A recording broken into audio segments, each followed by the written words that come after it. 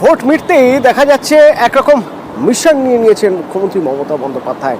যেমন প্রশাসনিক কাজের খতিয়ান নিচ্ছেন, কোথায় কোথায় কাজের অগ্রগতি হয়নি, কোথায় কোথায় জোর দিতে হবে সেসব নিয়ে কড়া বার্তা দিচ্ছেন। তারই পাশাপাশি নজরে এবার শিল্প,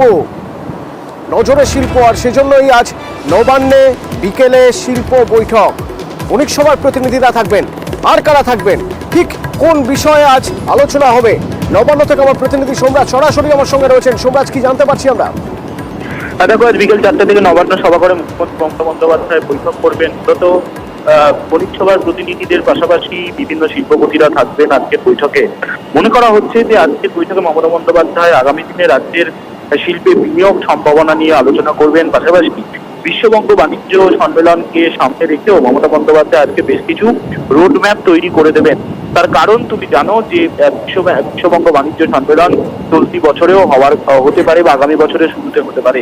সেক্ষেত্রে এখন থেকেই রাজ্য সরকার প্রস্তুতি শুরু করবে বিশ্ববঙ্গ বাণিজ্য সম্মেলনের বলেই মনে করা হচ্ছে। পাশাপাশি তুমি জানো যে গত দুদিন আগেই মুখ্যমন্ত্রী মমতা বন্দ্যোপাধ্যায় প্রশাসনিক বৈঠক করেছেন। সেই প্রশাসনিক বৈঠকেও মূলত বিশ্ববঙ্গ বাণিজ্য সম্মেলনে যে লগ্নিগুলো এসেছিল সেই লগ্নিগুলি বাস্তবায়ন কতটা হয়েছে তা নিয়েও মুখ্যমন্ত্রী মমতা বন্দ্যোপাধ্যায় প্রশাসনিক বৈঠকে আলোচনা করেন। মনে করা হচ্ছে আজকের শিল্প বৈঠকে মমতা বন্দ্যোপাধ্যায় সেই বিষয় নিয়েও আলোচনা করবেন। আজকের বৈঠকে প্রায় 100 জনের কাছাকাছি আমন্ত্রিত প্রতিনিধিরা আসবেন, তেমনটাই নবান্ন সূত্রে খবর। ধন্যবাদ।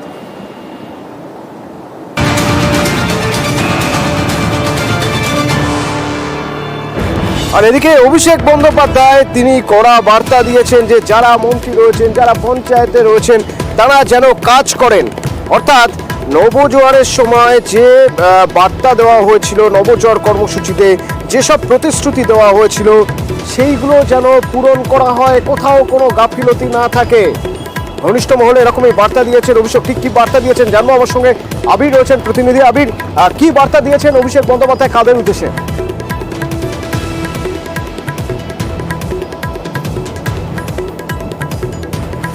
আবিরের সঙ্গে কথা বলবো, তবে বার্তা করা, কাজ করো নয়তো পথ ছাড়ো। জানা যাচ্ছে ঘনিষ্ঠ মহলে অভিষেক বন্দ্যোপাধ্যায় এরকমই বার্তা দিয়েছেন। যারা পঞ্চায়েতে রয়েছেন, পুরসভায় রয়েছেন এবং বিভিন্ন দপ্তরে রয়েছেন, তাদের কড়া বার্তা। ঠিক কোন কোন বিষয়ে কাজে জোর দেওয়ার কথা বলছে? আবির রয়েছেন আমার সঙ্গে প্রতিনিধি। আবির, নবজোয়ার কর্মসূচিতে কিছু প্রতিশ্রুতি দেওয়া হয়েছিল, কোন কোন কাজে জোর দেওয়া হবে, মূলত সেইগুলোর উপরেই কি ফোকাস করতে চাইছেন অভিষেক বন্দ্যোপাধ্যায়? দুটো জিনিসের প্রথমত হচ্ছে 2024-এ ভালো ফল হলো 2024 রোড লাইন ফোকাস তৃণমূল কংগ্রেসের, এবং এক্ষেত্রে দাঁড়িয়ে যারা কাজ করতে পারছেন তারা থাকুক, যারা কাজ করতে পারছেন না তারা পদ আঁকড়ে বসে থাকবেন, এমনটা চলতে পারে না। সেই কারণে কাজ করো নয়তো পদ ছাড়ো এই নীতির কথাই বারবার ধরে উল্লেখ করা হচ্ছে, এবং সেই সংক্রান্ত বার্তাই অভিষেকের ঘনিষ্ঠ মহল সূত্রে আমরা জানতে পারছি। এছাড়া পঞ্চায়েত, পুরসভা মন্ত্রিত্ব করা বার্তার ইঙ্গিত দেওয়া হয়েছে এবং 2026-এর আগে কড়া নীতি গ্রহণের সওয়াল তিনি করছেন। নবজোয়ার যাত্রা করতে গিয়ে স্বাস্থ্য, শিক্ষা, পানীয় জল, রাস্তায় 4টে ক্ষেত্রে সব থেকে বেশি নজরে এসেছিল। এই ক্ষেত্রে দাঁড়িয়ে 4টে বিষয়ের উপর যাতে আরো বেশি করে জোর দেওয়া হয়, তার কারণ এগুলোকে প্রত্যেকটা মানুষের দৈনন্দিন জীবনের সাথে এগুলো জড়িত রয়েছে।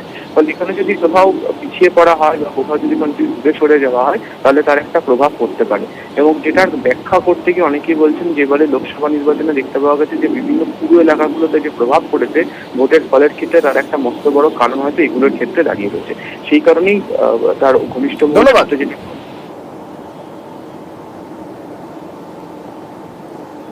14 বছরেও নিয়োগ পরীক্ষার ফল প্রকাশ হয়নি।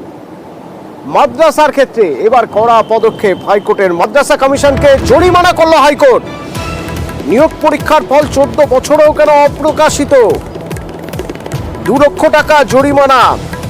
বিচারপতি হরিশ টন্ডনের ডিভিশন বেঞ্চে। সেক্ষেত্রে ডিভিশন বেঞ্চের কি পর্যবেক্ষণ জানবো। আমার সঙ্গে রয়েছেন প্রতিনিধি অর্ণব। দেখো, বিচারপতি হরিশ টন্ডনের ডিভিশন বেঞ্চ আজ মাদ্রাসা সার্ভিস কমিশনকে 2 লক্ষ টাকা জরিমানা করেছে।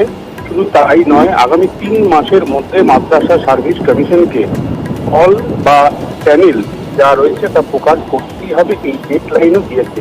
এক্ষেত্রে তুমি জানিয়ে রাখি, বুদ্ধদেব ভট্টাচার্য রাজ্যের মুখ্যমন্ত্রী 2010 সালে একটি নিয়োগ প্রক্রিয়া শুরু করে মাদ্রাসা সার্ভিস কমিশন, প্রায় 2.5 থেকে 3 লক্ষ পরীক্ষার্থী রাজবিদ্যালয়ে বসে এবং সেই 3 লক্ষ পরীক্ষার্থীর মধ্যে 1400 থেকে 1500 জন গ্রুপ ডি পদে নিয়োগ করার কথা ছিল। কিন্তু 2010 সালে পরীক্ষা হয়ে গেলেও আজ পর্যন্ত এখনো পর্যন্ত তার ফলাফল প্রকাশ হয়নি, রেজাল্ট আউট হয়নি এবং একই সঙ্গে তার মেধা তালিকা বা প্যানেল সেটা প্রকাশ হয়নি। আজকে নতুন করে মাদ্রাসা সার্ভিস কমিশন বলছে তারা একটি আবেদন করে আদালতে যে তারা নতুন করে ওই পরীক্ষা নিতে চায়, অর্থাৎ যে পরীক্ষা হয়ে গেছে যা গেছে গেছে, নতুন করে তারা পরীক্ষা নিতে চায়। এখানেই বিচারপতি হরিশ টেন্ডন কার্যত ক্ষুব্ধ হন মাদ্রাসা সার্ভিস কমিশনের ভূমিকায়, কারণ 2020 সাল থেকে বারবার হাইকোর্ট সুযোগ দিয়েছে এই পরীক্ষার ফলাফল প্রকাশ করে তার প্যানেল প্রকাশ করানোর জন্য এবং সর্বশেষ 2023 সালের সেপ্টেম্বর মাসেও 6 মাস সময়সীমা দেওয়া হয় কমিশনকে, কিন্তু তারপরও তারা আজও রেজাল্ট বার করতে পারছে না কেন? এরপরই ক্ষুব্ধ হয়ে 2 লক্ষ টাকা জরিমানা এবং আগামী 3 মাসের মধ্যে ফল প্রকাশ করে তার প্যানেল সামনে আনার জন্য নির্দেশ জারি করেছে হাইকোর্ট। ধন্যবাদ অর্ণব। আরো কিছু গুরুত্বপূর্ণ খবর থাকবে। ফারাক্কার খবরে নজর রাখতে হবে। এনটিপিসিতে শ্রমিক বিক্ষোভ, বেতন বৃদ্ধির দাবিতে বিক্ষোভ দেখাচ্ছেন শ্রমিকরা, দেখুন।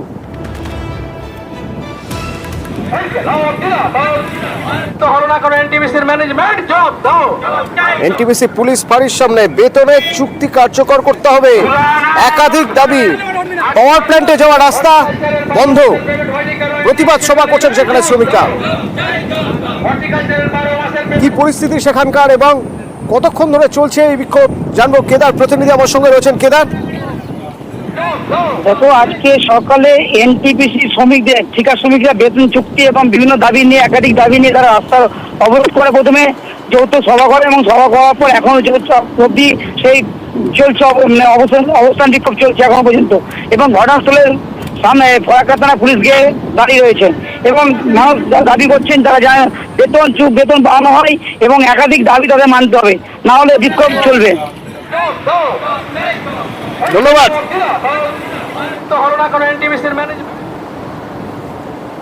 বিষ্ণুপুরে 10 কাঠার একটা পুকুর ছিল, 10 কাঠা এখন আর নেই। তার কারণ প্রতিদিন রাতের পর সকাল হচ্ছে, সকালে উঠে দেখা যাচ্ছে পুকুরের আয়তন কমছে, মানে রাতের অন্ধকারে পুকুর ভরাটের কাজ চলছে। কতদিন ধরে চলছে, কারা করছে? যারা বুঝতে পারছেন যে পুকুর ভরাট হয়ে যাচ্ছে তাদের এলাকার, তারা কি অভিযোগ করছেন শুনবো। দেবব্রত প্রতিনিধি সরাসরি আমার সঙ্গে রয়েছে। দেবব্রত, এই পুকুর কতদিন ধরে রাতে একটু একটু একটু একটু করে ভরাট করার কাজ চলছে? একেবারে অতনু, দেখো যেমনটা স্থানীয়রা অভিযোগ করছে, প্রায় 2 বছর ধরে রাতের অন্ধকারে অভিনবভাবে একটু একটু করে, অর্থাৎ ধীরে ধীরে করে, এই যেমনটা স্থানীয় বাসিন্দারা বলছে 10.5 কাঠার এই পুকুর এখন মাত্র 2 কাঠায় পরিণত হয়েছে। অর্থাৎ প্রায় 8 কাঠার মতো পুকুর এখন ডাঙা জঙ্গলে পরিণত হয়ে গেছে। কারণ দীর্ঘদিন ধরে রাতের অন্ধকারে পুকুর ভরাটের অভিযোগ উঠছে বিষ্ণুপুর পৌরসভার এই 2 নম্বর ওয়ার্ডে। স্থানীয় বাসিন্দারা এই জানাচ্ছেন প্রায় 200 বছরের পুরনো এই পুকুর এলাকার মানুষের বিভিন্ন উপকারে লাগতো, এখন পুকুরে জল নেই, ডাঙা ঝরে পরিণত হয়েছে। জানিয়ে কিন্তু ইতিমধ্যে স্থানীয় বাসিন্দারা বারংবার 1-1.5 বছর ধরে তারা প্রশাসনের দ্বারস্থ হচ্ছেন, কিন্তু কোনো সুরাহা হয়নি। সব দপ্তরে গেছেন তারা চাইছেন যে পুকুর যেন আগের অবস্থায় ফিরে আসে, কিন্তু কোনো সুরাহা হয়নি।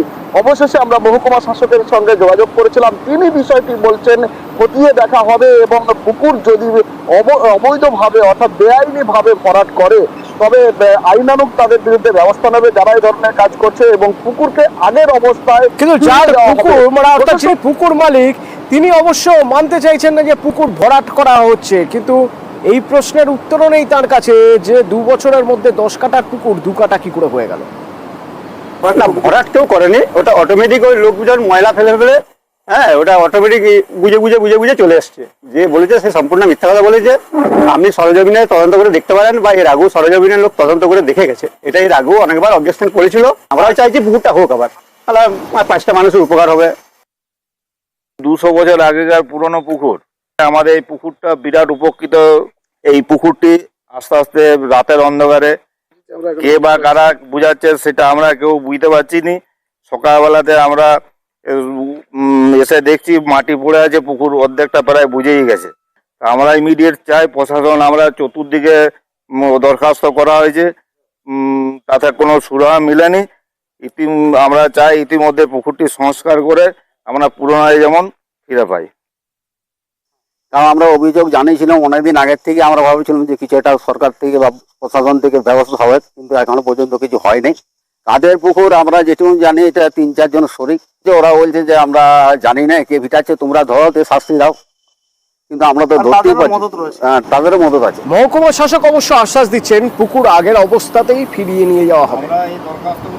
এটাকে আমরা অলরেডি আমি সংস্কার দপ্তরের আধিকারিকদের বলেছি, যাতে করে এখনই তদন্ত করে উপযুক্ত আইনি ব্যবস্থা অবিলম্বে যদি যারা ভরাট করছে তাদের বিরুদ্ধে নেওয়া হয়।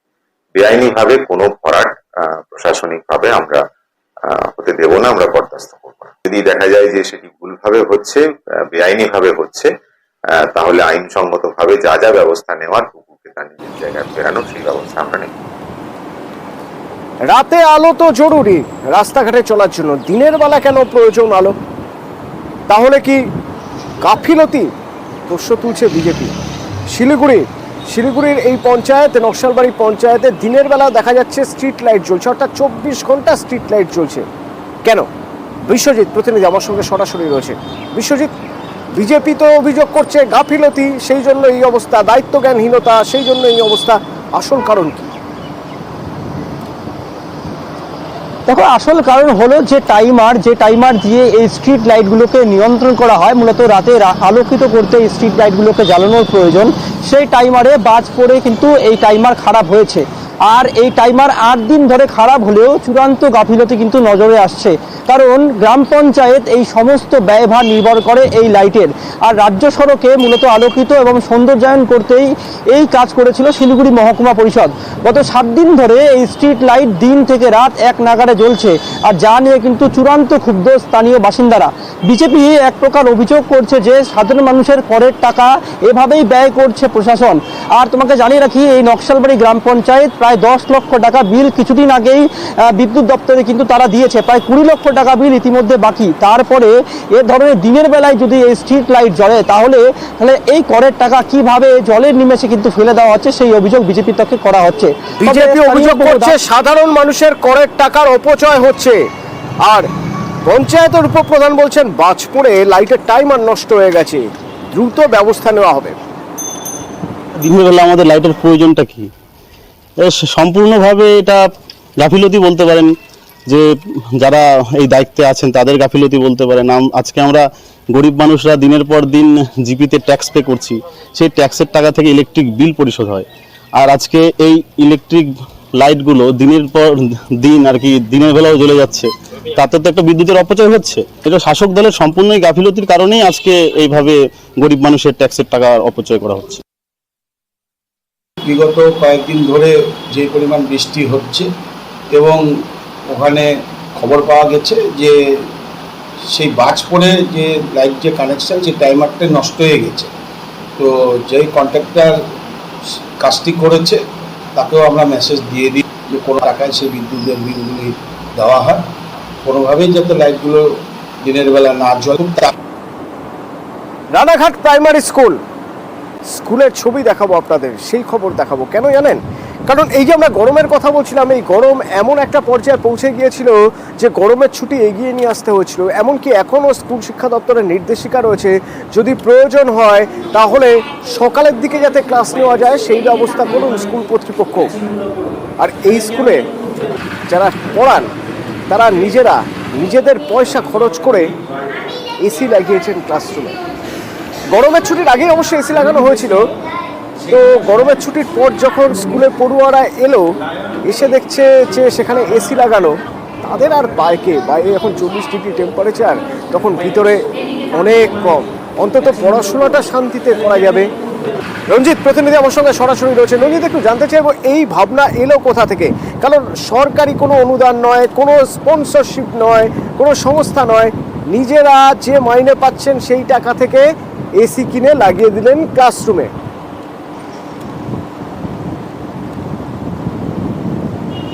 দেখো, এই যে প্রাথমিক বিদ্যালয়ের কথা বলা হচ্ছে, এই বিদ্যালয়ের প্রায় 52 জন পড়ুয়া রয়েছে, ছোট ছোট পড়ুয়া তারা প্রাথমিক বিদ্যালয়, এবং 5 জন শিক্ষক এবং সব মিলে 5 জন শিক্ষাকর্মী রয়েছে। এবং গরমের ছুটির আগে প্রধান শিক্ষক তিনি অনুভব করেন যে এই যে তীব্র তাপদাহ গোটা রাজ্য পুড়ছে, টেম্পারেচারটাকে নিচে নামিয়ে আনতে হবে। এই ভাবনা থেকে কিন্তু এই উদ্যোগ এবং সফলতা, এবং তারা সিদ্ধান্ত নেন তাদের যে তারা যে বেতন পান সেখান থেকে কিছু করে টাকা দিয়ে। ধন্যবাদ।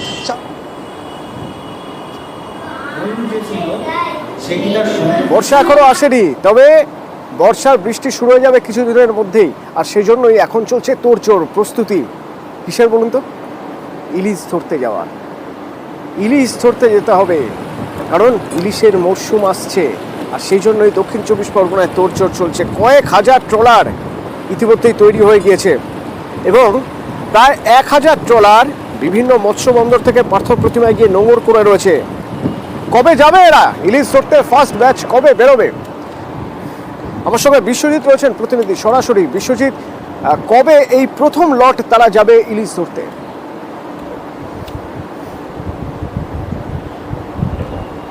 হ্যাঁ দেখো, 14ই জুলাই কিন্তু যে সমুদ্রে যাওয়ার যে নিষেধাজ্ঞা মৎস্য দপ্তরে সেটা কিন্তু উঠতে চলেছে। অর্থাৎ আগামীকাল কিন্তু গভীর রাতের পর থেকেই কিন্তু সমস্ত ট্রলাররা যারা প্রস্তুতি নিয়ে কমপ্লিট করে রেখেছে তারা কিন্তু বেরিয়ে পড়বে একদম সমুদ্রে ইলিশের সন্ধানে। বাঙালির যে প্রিয় ইলিশ, সেই ইলিশ মাছের বিভিন্ন ঘাটগুলিতে কিন্তু তোড়জোড় চলছে। কেউ বরফ এবং মাছ, তেল, যাবতীয় সামগ্রী কিন্তু নিয়ে কিন্তু তারা প্রস্তুতি নিয়ে ফেলেছে ইতিমধ্যেই। যার সময়ের অপেক্ষা শুধুমাত্র যে এই সমস্ত এলাকাতে যে সমস্ত মৎস্যজীবীরা রয়েছে তারা কিন্তু একেবারে প্রস্তুতি সেরে ফেলেছে একদম। মৎস্যবৃত্তির জন্য যে ব্যাংক চলে সেটা আগামীকাল উঠতে চলেছে, এবং সেই কারণে সবাই কিন্তু প্রস্তুতি নিয়ে ফেলেছে। তার পাশাপাশি আরো একটি খবর রয়েছে যে কিছু মৎস্যজীবী ট্রলার এখনো পর্যন্ত কিন্তু কমপ্লিট করে উঠতে পারেনি, তাদের প্রস্তুতি ছেড়ে উঠতে পারেনি, এবং তার কারণে প্রায় 500-র মতো ট্রলার বিভিন্ন ঘাটে কিন্তু এখনো প্রস্তুতি নেওয়া শুরু করেছে। অর্থাৎ প্রথম দফায় বলতে পারো 1000 ট্রলার কিন্তু ইতিমধ্যে সমুদ্রে রওনা দিতে চলেছে।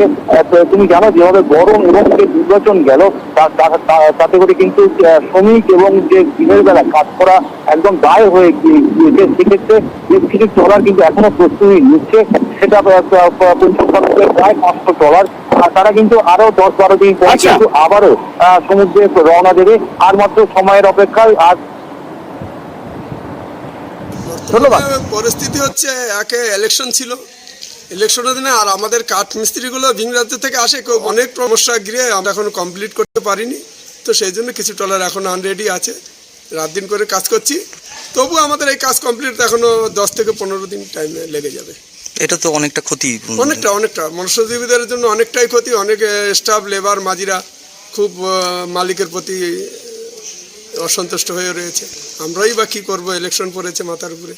আমরা চেষ্টা করছি কাজটা রাত দিন করে করার জন্য। দক্ষিণ সুন্দরবনে প্রায় 2500 ট্রলারের উপরই ছোট বড় করে সমুদ্রে যাওয়ার কথা, কিন্তু এবছরে দেখা গেছে যে বেশ কিছু ট্রলারের এখনো কাজকর্ম শেষ করে উঠতে পারেনি। কারণটা কি, এই ভোটের জন্য অন্য জেলাগুলো থেকে যেসব শ্রমিকরা আসে বা মিস্ত্রিরা আসে তারা কাজ শেষ করতে পারেনি। তারপরেও প্রচণ্ড গরমে সবার কাজ করতে অসুবিধা হয়েছিল, এই জন্যে কাজটা আমাদের কিছু পিছিয়ে গেছে এবং দিন রাত করে কাজ চলছে। এখন ওই কিছুদিন সময় লাগবে, বেশ কিছু ট্রলার একটু পিছিয়ে পড়েছে। ডুয়ার্সের চা বাগানে চিতাবাঘের আতঙ্ক, এবং একজন চা শ্রমিক জখমও হয়েছিলেন। অবশেষে খাঁচা বন্দি সেই চিতাবাঘ। ইন্নাগুড়ি বন দপ্তর তাকে খাঁচা নিয়ে সেই চিতাবাঘকে চক করেছে।